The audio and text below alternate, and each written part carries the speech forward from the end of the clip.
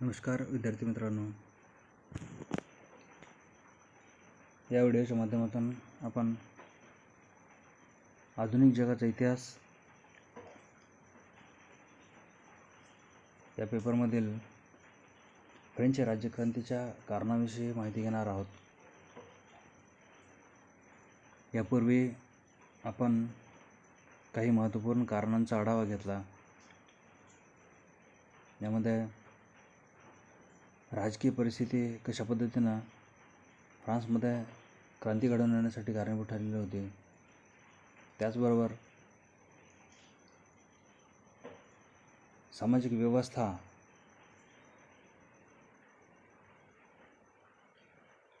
ही सुद्धा फ्रान्समध्ये जी क्रांती घडून आली त्या क्रांतीसाठी जे पोषक वातावरण निर्माण होत गेलं, त्यामध्ये येथील समाज रचना किंवा फ्रान्सचे सामाजिक परिस्थितीसुद्धा कारणीभूत ठरलेली होती. आपण पाहिलं की समाजाच्या दोन भागामध्ये विभाजन करण्यात आलेलं होतं. एक वरिष्ठ वर्ग आणि दुसरा कनिष्ठ वर्ग. प्रामुख्यानं वरिष्ठ वर्गामध्ये उमराव आणि धर्मगुरूंचा समावेश करण्यात आलेला होता. हा वरिष्ठ वर्ग म्हणजे अत्यंत श्रीमंत असणारा वर्ग होता. सर्व संपत्ती यांच्याकडेच केंद्रित झालेली होती. प्रचंड मोठ्या जमिनी या उमराव वर्गाकडे आणि धर्मगुरू वर्गाकडे असलेले दिसून येते. सर्व संपत्तीचे स्रोत या वरिष्ठ वर्गाकडे होते. यांची संख्या अत्यल्प असली तरी संपत्तीचा एक फार मोठा वाटा या केंद्राकडे या वरिष्ठ वर्गाकडे केंद्रित झालेला होता.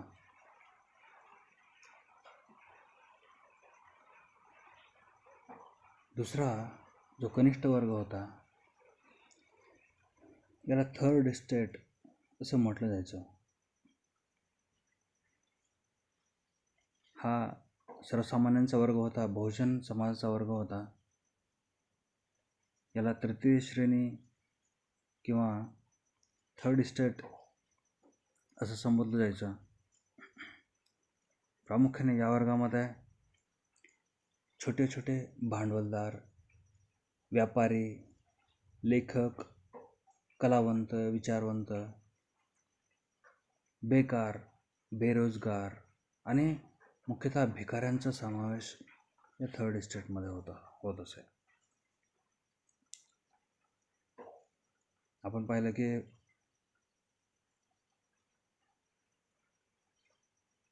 जो 10% असणारा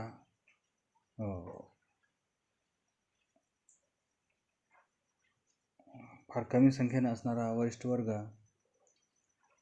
यांच्याकडे जवळपास 99% उत्पन्नाची सोर्स होते. तरीसुद्धा हा करमुक्त असणारा वर्ग होता. या उलट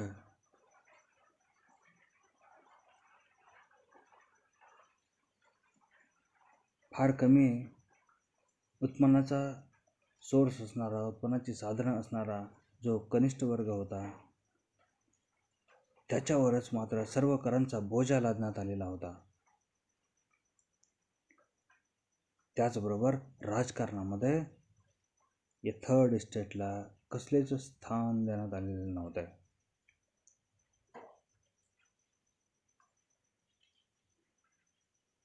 अधिकार तर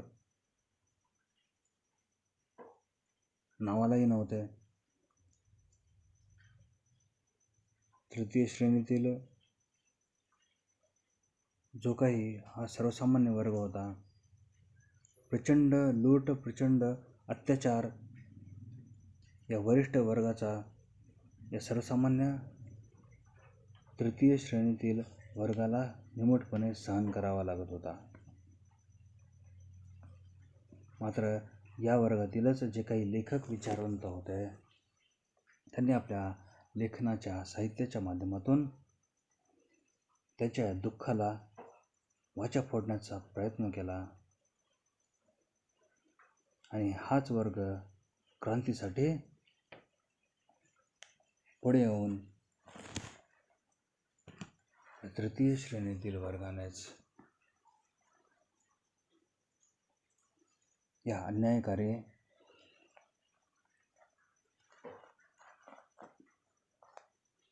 राजसत्तेच्या विरोधामध्ये प्रचंड मोठी क्रांती घडवून आणली. या तृतीय श्रेणीमध्ये सुद्धा अनेक घटक असलेले आपल्याला पाहायला मिळतात. प्रामुख्यानं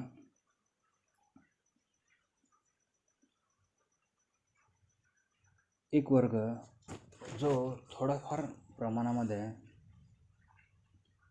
चांगल्या स्थितीमध्ये होता किंवा हा उच्च मध्यमवर्गीय लोकांचा असणारा जो गट होता त्याला बुर्जाईज असं म्हटलं जायचं. हा उच्च मध्यमवर्ग यामध्ये प्रामुख्याने छोटे छोटे भांडवलदार, उद्योगपती, व्यापारी, कारागीर, विचारवंत, लेखक, डॉक्टर, वकील, पत्रकार, इंजिनियर, कलावंत, शिक्षक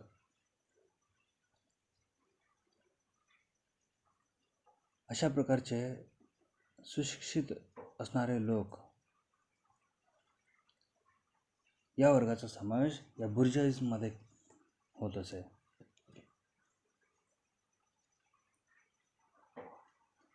फ्रेंच ईस्ट इंडिया कंपनीच्या माध्यमातून फ्रान्सचा परदेशी व्यापार वाढलेला होता आणि त्याच्या माध्यमातून काही प्रमाणामध्ये जी भरभराट झालेली होती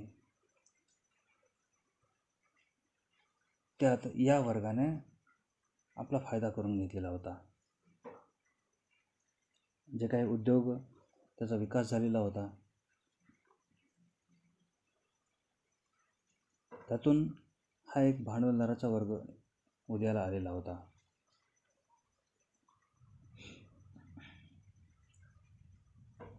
परंतु या भांडवलदार वर्गाला सुद्धा राजकारणामध्ये स्थान देण्यात आलेलं नव्हतं. उलट हे राज्यकर्ते त्यांचं शोषण करत असत. या कालखंडामध्ये अनेक कामगारांच्या संघटना उदयाला आलेल्या होत्या.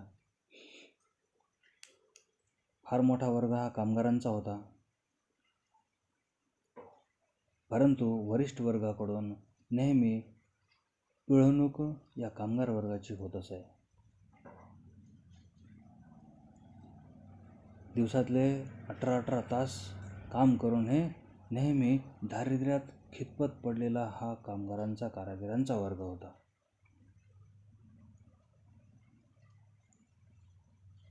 या वर्गामध्येच लेखक, विचारवंत यांचाही समावेश होता. क्रांतीपूर्व कालखंडामध्ये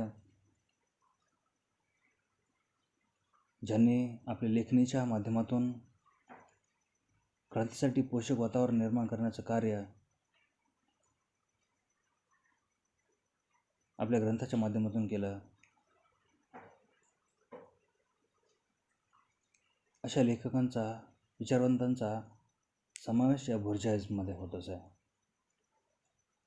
या लेखकांनीच कुठंतरी फ्रान्समधील ही जी अनियंत्रित राजेशाही आहे, भ्रष्ट प्रशासन व्यवस्था आहे, त्याचबरोबर फ्रान्सची ही भीषण आर्थिक परिस्थिती, सामाजिक विषमता या सर्व बाबी जनतेसमोर, समाजासमोर मांडण्याचा, यांना वाचा फोडण्याचं काम या विचारवंतांनी केलेलं होतं.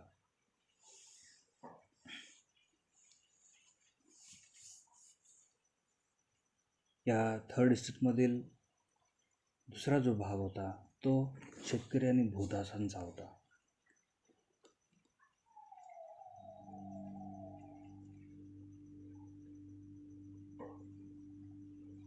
फ्रान्स हा प्रामुख्याने कृषीप्रधान देश होता, परंतु फ्रान्समधील जी कसण्यायोग्य जमीन होती, शेतजमीन, यातील 80% वर जमीन ही उमराव व धर्मगुरूंच्या ताब्यामध्ये होती आणि उर्वरित जी काही 20% जमीन होती ही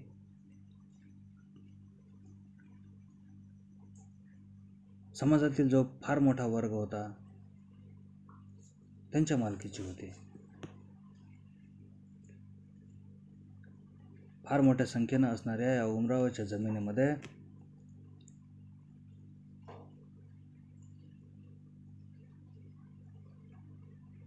लाखो वेठबिगार कामाला होते.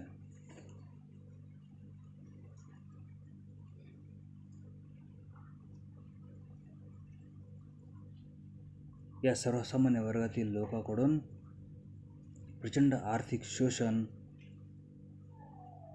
हा उमराव आणि धर्मगुरूंचा वर्ग करत होता. हे जे भूदास आहेत या भूदासाकडून विनामोबदला काम करून घेण्याचा विशेष अधिकारच या वरिष्ठ वर्गाला देण्यात आलेला होता आणि या विशेष अधिकाराचा गैरवापर करून प्रचंड अन्याय सर्वसामान्य जनतेवरती,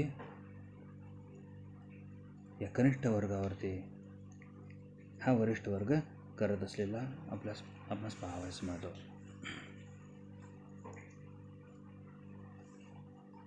एकंदरीत अशा पद्धतीनं समाजाची या कालखंडातील ही रचना आपणास पाहावयास मिळते.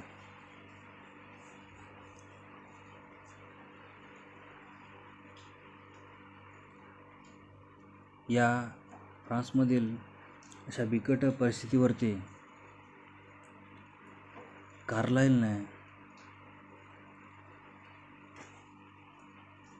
सद्यस्थितीचे अत्यंत मार्मिक चित्रण त्याच्या वाक्यातून केलेलं पाहावयास मिळतं. हा कार्लाइल काय म्हणतो पहा. In France 9/10 of the population died of hunger and 1/10 of indigestion. अशी भयंकर परिस्थिती या सर्वसामान्य वर्गाची होती. एकीकडे अत्यंत श्रीमंतीमध्ये लोळण घेत असणारा वरिष्ठ वर्ग होता जो संख्येने अत्यल्प होता, तर दुसरीकडे प्रचंड मोठा असणारा जो कनिष्ठ वर्ग होता तो मात्र बेकार आणि भुकेने व्याकुळ असणारा. हा कार्लाइल या सध्या तत्कालीन परिस्थितीचं वर्णन करताना असं म्हणतो, फ्रान्समध्ये या कालखंडामध्ये जे लोक किंवा जी मरणाऱ्यांची जी संख्या होती त्यातील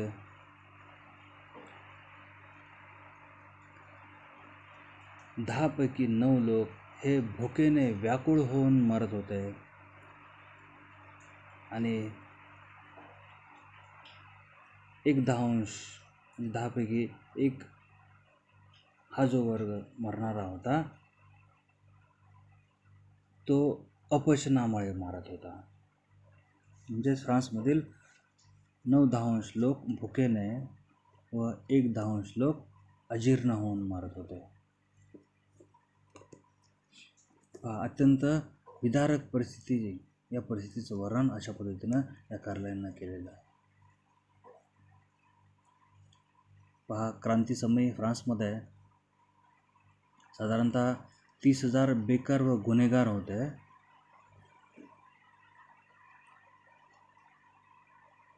जवळपास 11 लाख भिकाऱ्यांची संख्या होती. वेगवेगळ्या क्षेत्रामध्ये काम करणारे जे मजूर वर्ग होता यांची संख्या 6 लाखावर होती आणि शेतकऱ्यांची परिस्थिती काही वेगळी नव्हती. विनामूल्य काम करून घेण्याचे जे विशेष अधिकार या उमरावांना होते,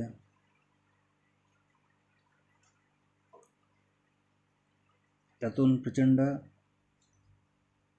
अत्याचार या वर्गावरती होत होता.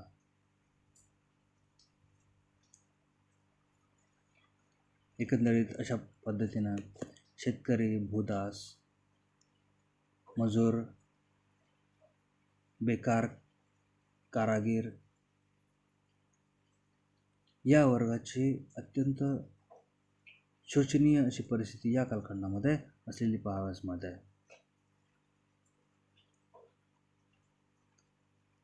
या थर्ड एस्टेटमधील जे काही सामान्य जन आहेत हे पूर्णतः असहाय्य बनलेले होते. या सर्वसामान्य जनतेच्या हिताचा विचार करणारा मात्र कोणीही नव्हतं. राजाला सर्वसामान्य जनतेचं काही देणं घेणं नव्हतं. उलट याच्यावरती फार मोठे कर लादण्यात आलेले होते. अगोदरच उत्पन्नायोग्य जमीन यांच्याकडं फार त्रोटक होती आणि त्यातून जे काही उत्पन्न होत होतं ते वेगवेगळ्या कराच्या माध्यमातून हा वरिष्ठ वर्ग लुटून घेण्याचे काम करत होता. या कनिष्ठ वर्गांचे अतिशय वाईट हाल या कालखंडामध्ये फ्रान्समध्ये होत असलेले दिसून येतात. एकंदरीत अशा पद्धतीनं ही परिस्थिती या फ्रान्समध्ये या कालखंडामध्ये समाजामध्ये असलेली दिसून येते, जेणेकरून या परिस्थितीचे चित्रण लेखकांनी, विचारवंतांनी आपल्या लेखणीच्या माध्यमातून जनतेसमोर मांडायला सुरुवात केली. त्याचा परिणाम म्हणून तत्कालीन राजकीय व्यवस्थेच्या विरोधात, वरिष्ठ वर्गाच्या विरोधात किंवा उमराव धर्मगुरूच्या विरोधामध्ये असंतोष निर्माण करण्यामध्ये झाला आणि या अशा अनियंत्रित राजेशाहीच्या, निरंकुश राजेशाहीच्या विरोधामध्ये जनता पेटून उठली आणि फ्रान्समध्ये ही